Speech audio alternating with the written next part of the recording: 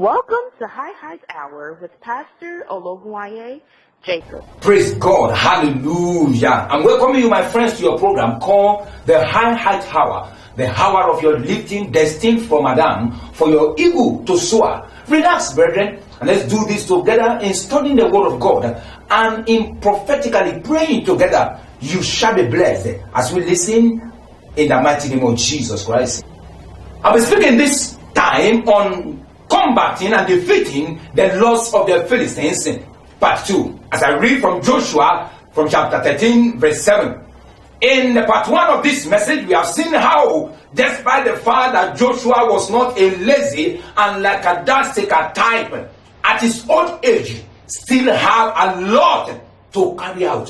I pray for you that receive strength to be dogged and never give up from pressing forward to achieving greatness in life in the mighty name of Jesus Christ. So let's read on from verse 7 of Joshua chapter 13. Now, therefore, divide this land as an inheritance to the 9 tribes and half the tribe of Manasseh. Verse 8. With the other half tribe, the Reubenites and the Gadites receive their inheritance, which Moses had given them, beyond Jordan eastward, as Moses, the servant of the Lord, had given them. Verse 9. From Aroah, which is on the bank of the river Arnon, and the town which is in the midst of the ravine, and all the plain of Medeba as far as Dibon. Verse 10. All the cities of Sihon, king of the Amorites, who reigned in Heshbon, as far as the border of the children of Ammon. Hallelujah. You can vividly see that the tribe of Levi received no specific territory of land as did the other tribes. When you read it from verse 33 of the same Joshua chapter 13 and chapter 14 verses 3 and 4.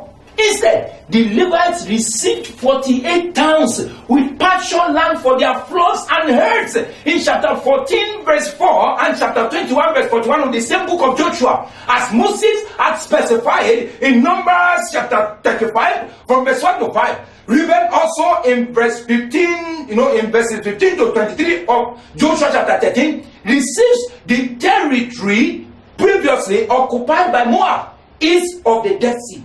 And as touching the tribe of Gad, they inherited the portion in the center in the original land of Gilead in verses 24 to 28, and so on. And the question is, why all this? You may be asking. It is for you to understand the gravity and the workload and the who and whose the land was apportioned. So let me ask this question.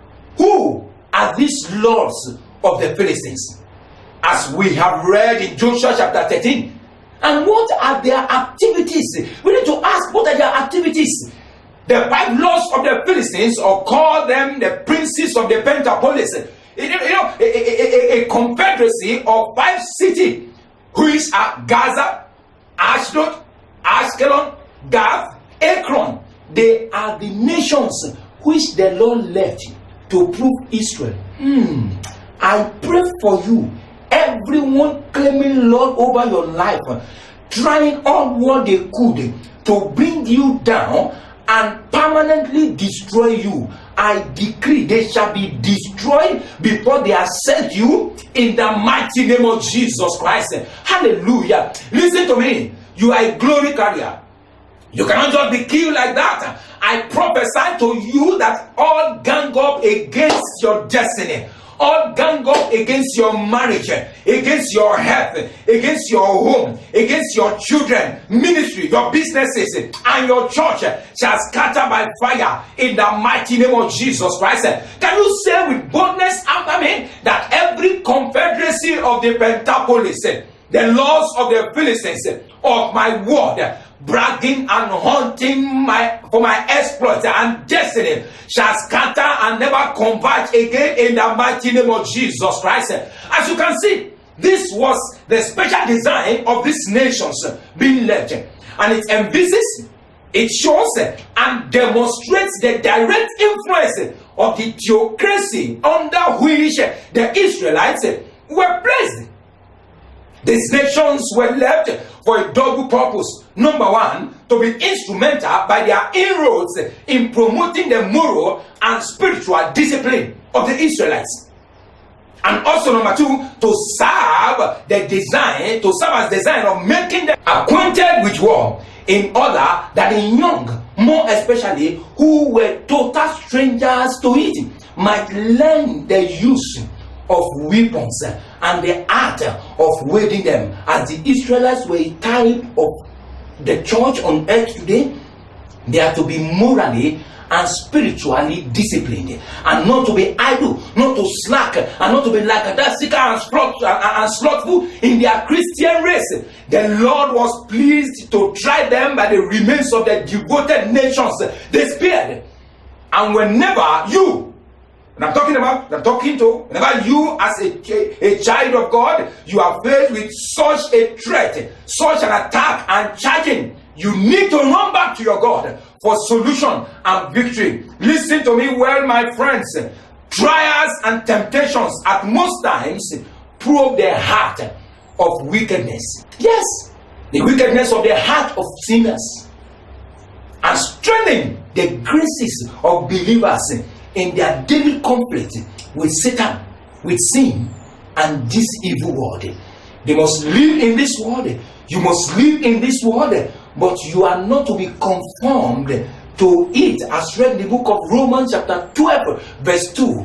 This marks the difference between the followers of Christ and unbelievers, and also those who with their mouth profess him and their heart is far from him. Remember, the friendship of the world is enmity to God. I pray for you today, in combating the laws of the Philistines of your world, you shall not be tired. You shall not die in the battle, in the mighty name of Jesus Christ. Take note that whenever you are faced with the challenges of life and it seems as if all hope is lost, let me remind you, brethren, that the light is at the end of the tunnel waiting for you. There is light at the end of the tunnel. And I pray for you that before you experience light at the end of your tunnel, activities, humiliations of the loss of the Philistines of your world will not overpower you, in the mighty name of Jesus Christ. I commission you right now to go and prevail over the negative acts of the laws of the Philistines of your world, in the mighty name of Jesus Christ. Can you say after me that every power that the laws of the Philistines are using over me as from today shall begin to work against them, in the mighty name of Jesus Christ? Hallelujah. See you next time, God willing. You are blessed and you shall soar in the mighty name of Jesus Christ.